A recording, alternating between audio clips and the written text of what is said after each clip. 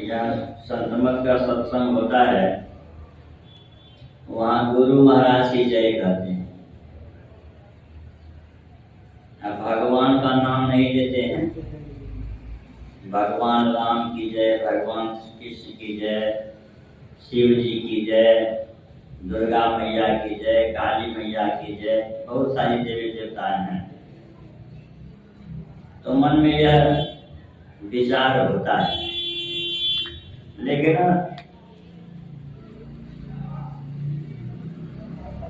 जब विचार करते हैं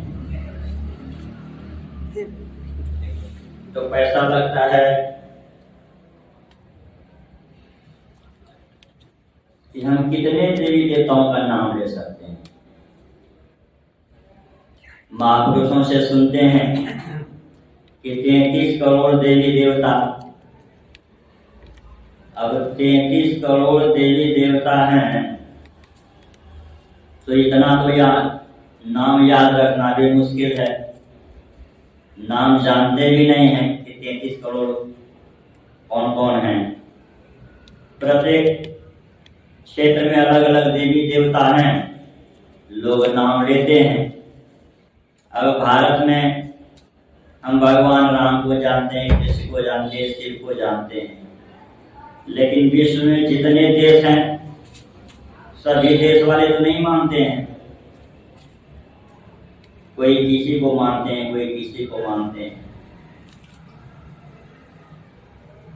तो 33 करोड़ देवी देवता में कोई माने भी तो 10-20 को मान सकते हैं। और ये तो प्रजातंत्र है। प्रजातंत्र में जिसको वोट अधिक आएगा वो विजयी होगा, और जो वोट जिसको कम आएगा उसकी हार होगी। तो 33 करोड़ में अगर 10, 20, 50, 100 का नाम ले भी लें तो बाकी रुष्ट हो जाएंगे कि नहीं? तो गड़बड़ हो जाएगा। और गुरु महाराज कहते हैं, कहते विचार करो कि जितने देवी देवता हैं और परमात्मा हैं, वे रहते कहाँ हैं? जहाँ पे रहते हैं सब इकट्ठे जहाँ जाते हैं वहीं चले जाओ तो सबका दर्शन हो जाएगा, सबका जय जयकार हो जाएगा। इसलिए गुरु महाराज पदावली में कहते हैं कि देवी देव समस्त 33 करोड़ देवी देवता समस्त। सिर्फ देवी देवता नहीं, पूर्ण ब्रह्म परम प्रभु यानी सृष्टिकर्ता परमात्मा कहाँ रहते हैं? तो कहते हैं गुरु में करे निवास। कहते हैं संत सब, जितने संत हैं सब क्या कहते हैं कि सबका स्थान, जितने भी देवी देवता हैं, परमात्मा हैं, सब गुरु में निवास करते हैं। इसलिए हम लोग क्या करते हैं कि गुरु का ही नाम लेते हैं। तो सबका नाम हो गया, छूटा कुछ नहीं। ऊपर से लगता है कि सिर्फ गुरु का नाम ले रहे हैं, लेकिन गुरु का नाम लेने से सबका आ गया उसी में। जिस तरह कोई वृक्ष है तो जड़ में पानी डाल दिया तो गाछ हरा भरा रहेगा। आप प्रत्येक पत्ते में पानी देंगे तब तो गाछ हरा भरा नहीं रहेगा ना। उसी तरह गुरु का नाम लेने से कितना लाभ है कि सबका जय जयकार, कोई छूटा नहीं। इसलिए एक बार प्रेम से हम लोग लगाएंगे, श्री सद्गुरु महाराज की जय। गुरु में 2 शब्द है, एक है गु और दूसरा है रु।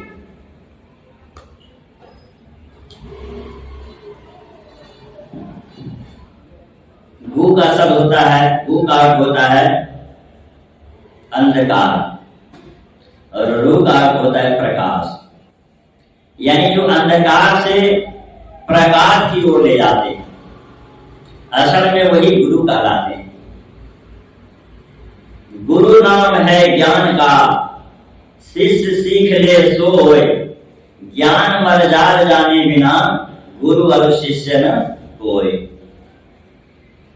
गुरु ज्ञान सूर्य रूप, उनकी ज्योति अनूप, उर्के नासै भवकूप भजो साध गुरु है। हृदय में जो दुख है, क्लेश है, भव क्लेश, संसार का क्लेश, इसको मिटाने की शक्ति जिसमें है वही असल में गुरु है।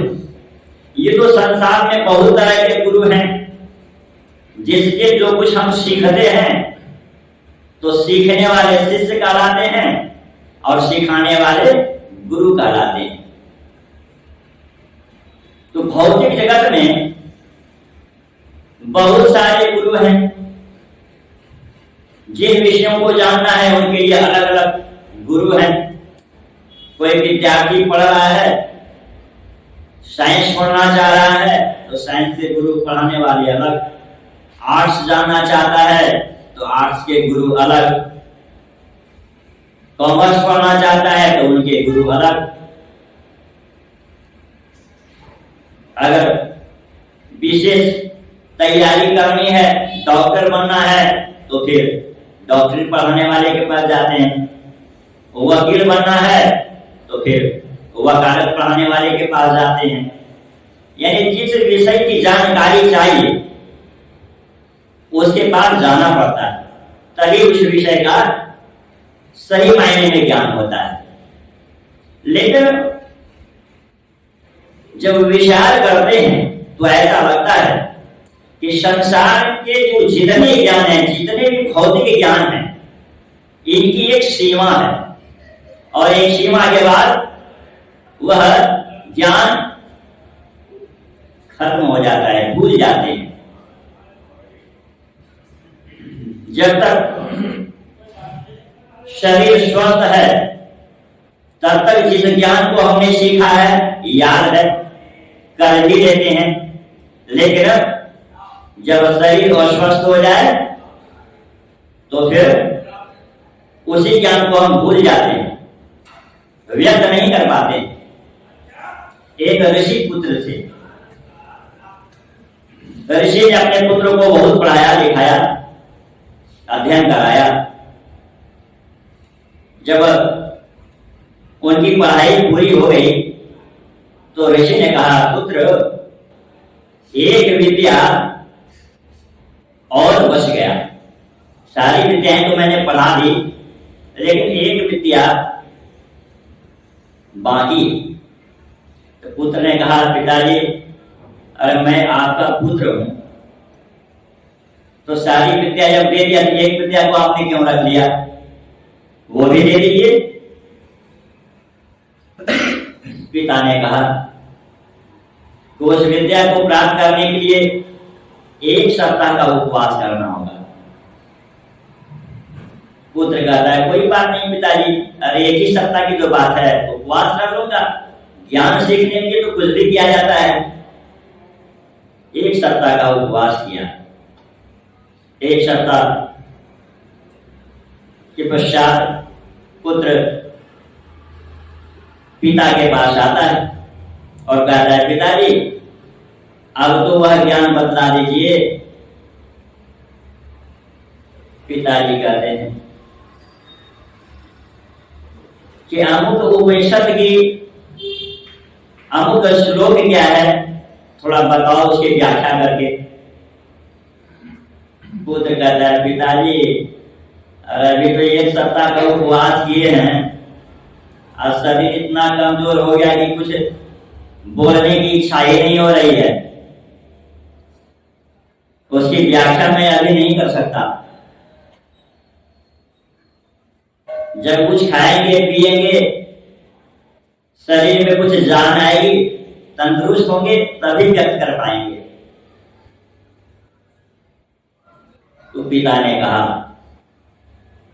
अन्न ब्रह्म, बिना अन्न ब्रह्म के कोई भी ज्ञान स्थिर नहीं रहता।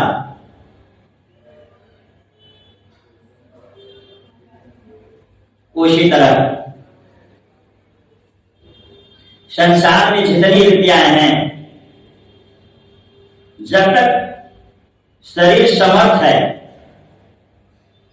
तब तक उस विद्या का प्रयोग हम कर लेते हैं। लेकिन जब शरीर वो स्वस्थ होता है, कमजोर होता है, तब संसार का भी ज्ञान स्थिर नहीं रहता। लेकिन एक दूसरा ज्ञान है जिसको अध्यात्म ज्ञान कहते हैं, परमात्मा ज्ञान कहते हैं। अगर इस ज्ञान को सीख लिया, इस ज्ञान को जान लिया, तो कहते हैं इस ज्ञान को जानने के बाद ये सदा बना रहता है, चाहे शरीर दुर्बल से दुर्बल क्यों ना हो जाए।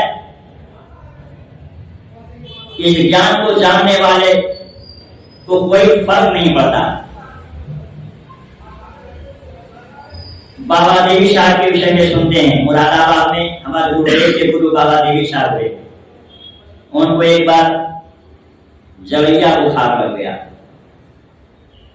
कांपने वाला बुखार, बुखार से कांप रहे हैं। कोई सज्जन आ गए मिलने के लिए, कोई विशेष सज्जन।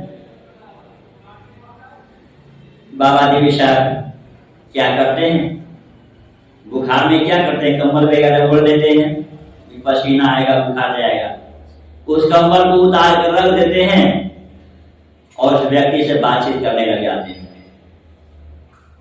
अब बुखार तो थी बाबा देवी साहब को, अब वे स्वस्थ होकर बात कर रहे हैं, अब सारा बुखार को कंबल में, कंबल ही हिल रहा है, कंबल हिल रहा है, ऐसा ही बात कर रहे हैं। तो यही अंतर होता है अध्यात्म ज्ञान में। अध्यात्म ज्ञान में क्या होता है, अभी आया ज्ञान और विज्ञान की चर्चा। तो ज्ञान किसको कहते हैं, एक है ज्ञान और दूसरा है विज्ञान। तो ज्ञान किसे कहते हैं, तो कहते हैं सब में ईश्वर है, सृष्टि में जो कुछ है सब में ईश्वर है, यह ज्ञान कहता है। लेकिन विज्ञान, विज्ञान का अर्थ ही होता है वि यानी विशेष, और ज्ञान का मतलब ज्ञान, जानकारी, नॉलेज, विशेष ज्ञान। तो विशेष ज्ञान क्या कहता है कि ईश्वर के सिवा और कुछ है ही नहीं। वेद में मंत्र आया है,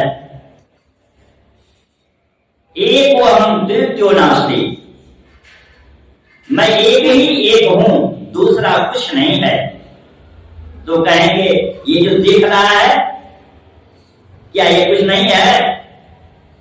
तो हमारे मुसलमान ने कहा, अरे जो दिस है सो तो है नहीं, जो दिख रहा है, जिसको तुम देख रहे हो, इसका तो अस्तित्व ही नहीं है, जिसका कोई अस्तित्व ही नहीं है, जिसका विनाश हो जाएगा, मिट जाएगा, उसके लिए क्या कहा जाए, ये तो मिटने वाला है। और जो कुछ मिटने वाला है उसी में सारी शक्ति लगाते हैं, और जो मिटने वाला नहीं है, जिसमें कोई परिवर्तन नहीं होगा, जो एक रस रहने वाला है, भूत वर्तमान भविष्य तीनों काल में रहने वाला है, जो सबसे प्रथम का है, उस ओर हम ख्याल ही नहीं करते, उस ओर अपनी शक्ति नहीं लगाते।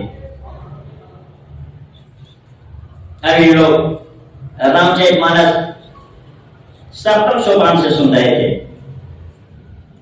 जगते राम प्रताप खगेशा, उदित भयो अति प्रबल दिनेशा, पूरी प्रकाश भयो तीन लोका, बहुत दिन सुख बहुत दिन मन शोका। जब कोई विशेष कार्य करते हैं तो काम जो करते हैं उसको तो खुशी होती है, लेकिन किसी को खुशी होता है तो किसी को दुख भी होता है। संसार का नियम है, आप किसी कार्य में सफल हो गए तो आपके साथ जो पढ़ने वाले हैं या उस किसी काम को करने वाले, उसका काम अगर नहीं हुआ तो मन में दुख होता है, देखो इसका काम हो गया मेरा नहीं हुआ। तो यह नियम ही है संसार को कि किसी को सुख होता है तो किसी को दुख होता है। जब ज्ञान होगा तो जो अज्ञान है उसको दुख होता है कि हमको छोड़ दिया।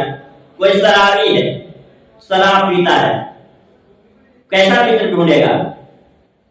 शराबी कोई ढूंढेगा, उसके साथ में बैठकर शराब पिएगा। और इस शराबी को ज्ञान हो जाए किसी को कि शराब नहीं पीना चाहिए, कोई समझा दे और वह समझ भी ले और शराब पीना छोड़ दे, तो शराब पीना छोड़ने से क्या होगा? जो शराब पीना छोड़ दिया उसको तो लाभ होगा, लेकिन जिसके साथ बैठकर शराब पीता था उसको बड़ा दुख होता था, यानी मेरा साथी छूट गया। साथी छूटने का दुख है। स्वयं शराब पी रहा है, उससे हानि हो रही है, धन की भी हानि हो रही है, शरीर का भी हानि हो रहा है, प्रतिष्ठा का भी हानि है। एक शराबी था, वो जा रहा था रास्ते में, तो इतना शराब पी लिया कि वो गिर गया, नाली में गिर गया।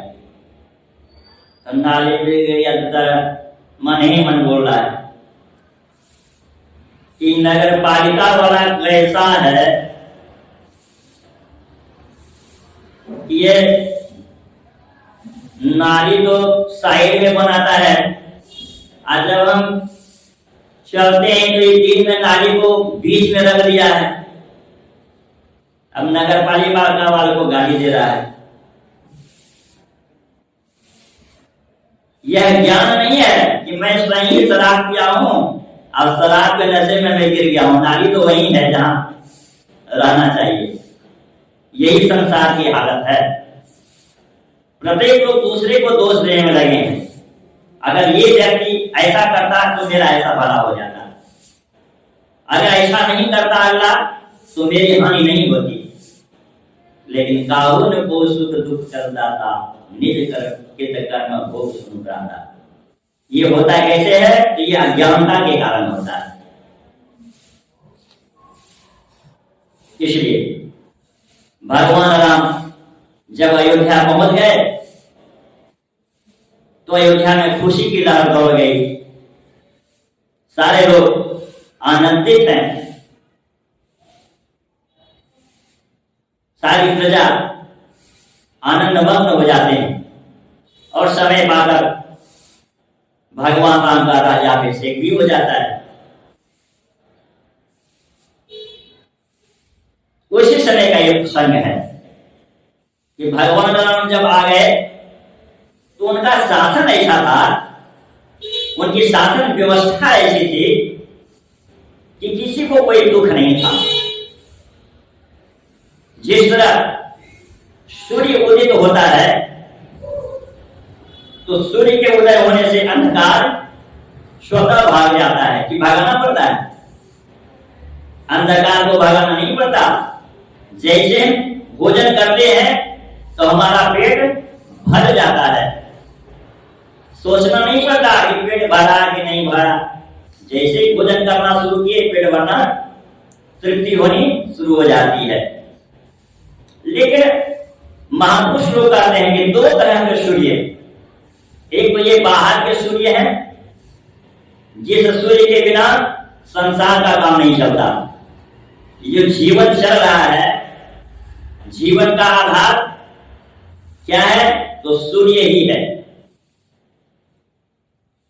अगर ना सूर्य हो तो भला अन्न कहां से मिलेगा, जल कहां से मिलेगा? अन्न जल सब खत्म हो जाए बिना सूर्य का। सूर्य से ही बादल ऊपर जाता है और फिर वर्षा होती है, अन्न बचता है। बाहर के जो कीड़े मकोड़े हैं ये मरते हैं, वातावरण शुद्ध होता है। लेकिन एक अंदर का भी सूर्य है, और अंदर का सूर्य कैसा है? तो कहते हैं जार सम्मुख या सूर्य अमित अंधार है, ऐसो सूर्य महान चंद हद पार है। एक अंदर का सूर्य है, अगर वह सूर्य उग जाए तो क्या होगा? हमारे अंदर खरविकार रूपी कीड़े हैं, काम, क्रोध, लोभ, मोह, मद, मात्सर्य, ये कीड़े काटते रहते हैं और इसी के चक्कर में संसार में सारा ये काम होता रहता है और इसके कारण संसार के दुख सुख को अनुभव करते रहते हैं। लेकिन साधना विशेष के द्वारा जब अंदर में सूर्य प्रकट होता है तो ये खरविकार रूपी कीड़े मर जाते हैं। पूरी प्रकाश रहो तीर्थों का बहुत न सुख बहुत न मन शोका। वह सूर्य अगर रुक गया तो बहुतों को सुख होता है, बहुतों को दुख होता है। दुख किसको होता है, सुख किसको होता है सुने। जिन्हें शोकते कहूं बखानी प्रथम अविद्या निशा नसानी। यानी सूर्य के उगते ही क्या होता है, ये अंधकार जो है इसको दुख होता है कि हमका एक बार अंधकार गया ब्रह्मा जी के पास, प्रकाश का शिकायत लेके सूर्य का।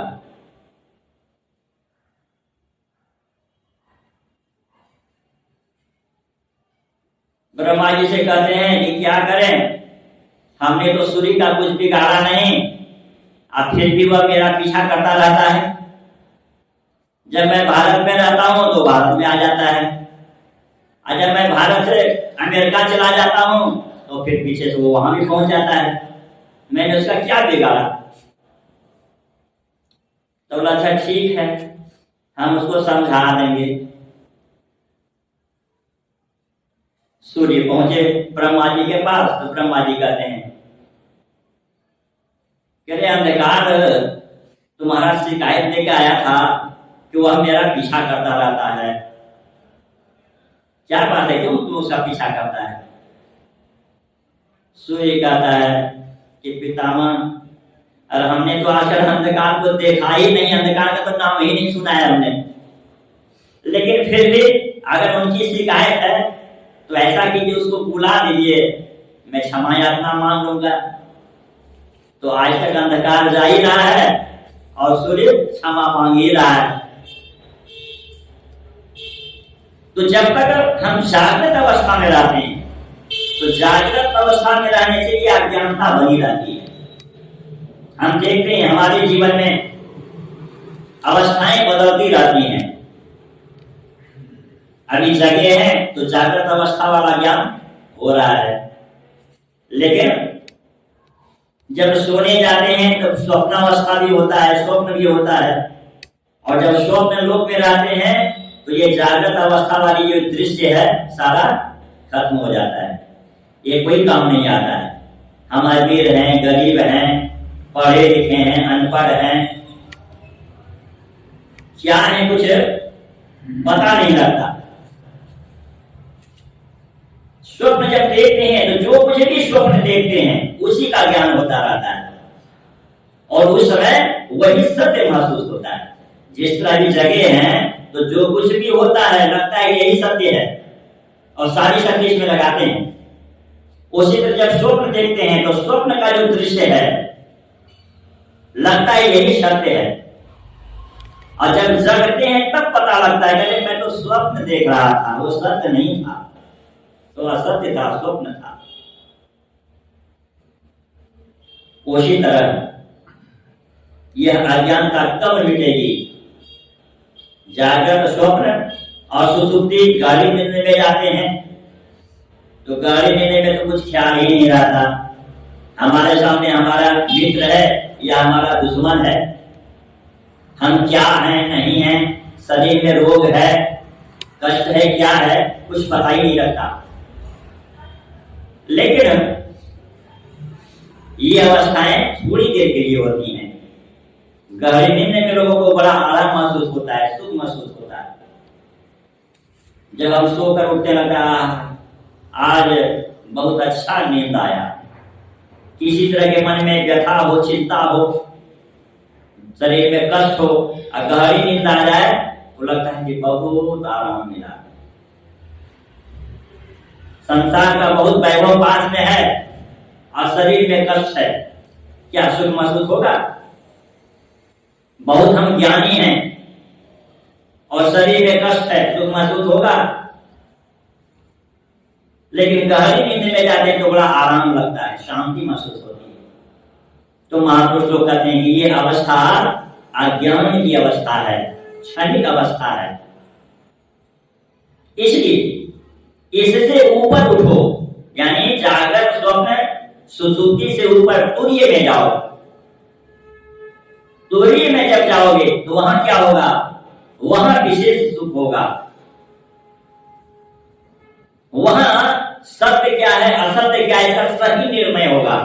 अभी जो निर्णय करते हैं ये निर्णय सत्य नहीं है, क्योंकि सत्य की परिभाषा है कि जिसमें परिवर्तन नहीं हो उसको सत्य कहते हैं, और जिसमें परिवर्तन हो उसको असत्य कहते हैं।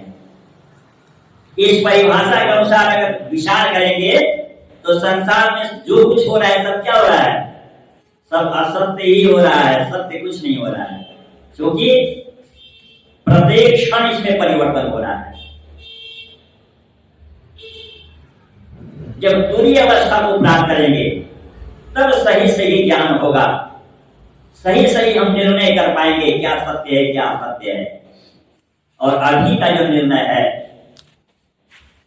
यह तो देखते ही संसार में कैसा निर्णय चलता है। जो कुछ हो रहा है उस पर स्थिर नहीं रह पाते। लोग चाहता तो सुख है, लोग चाहता तो आनंद है, लेकिन आनंद किधर है इसका पता ही नहीं है। और पता लग भी गया तो उधर जाना नहीं चाहता है, क्योंकि बाहर ये सृष्टि की जो रचना हुई है इसमें बहुत आकर्षण है।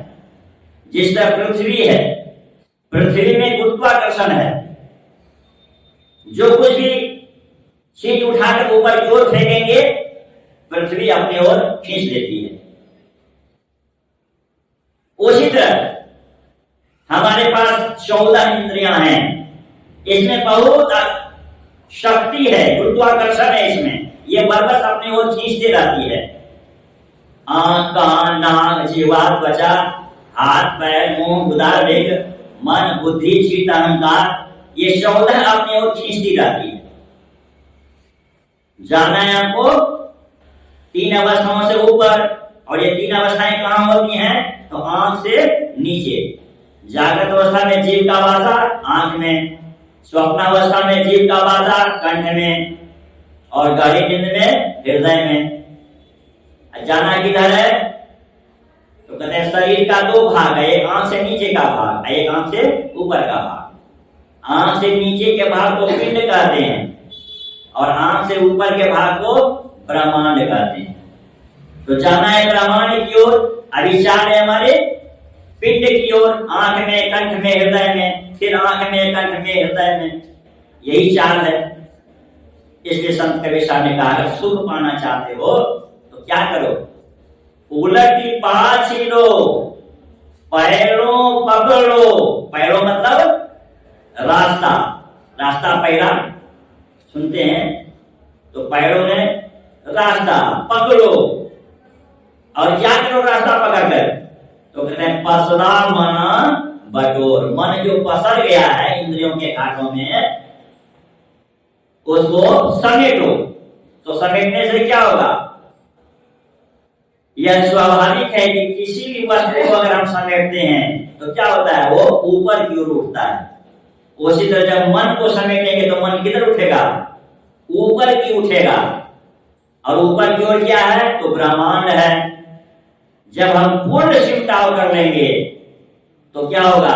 ऊर्ध्वगमन होगा, पिंड से ब्रह्मांड की ओर जाएंगे, और यही असली भक्ति है। भक्ति का मतलब होता है सेवा। परमात्मा की क्या सेवा करेंगे? उसको क्या कमी है? सारी सृष्टि उसी क्या है, उसको क्या देंगे? हम गंगा मैया को जल चढ़ाते हैं, जल की कमी है, उसको उसी का जल लेके उसी को चढ़ाते हैं। इससे क्या होता है?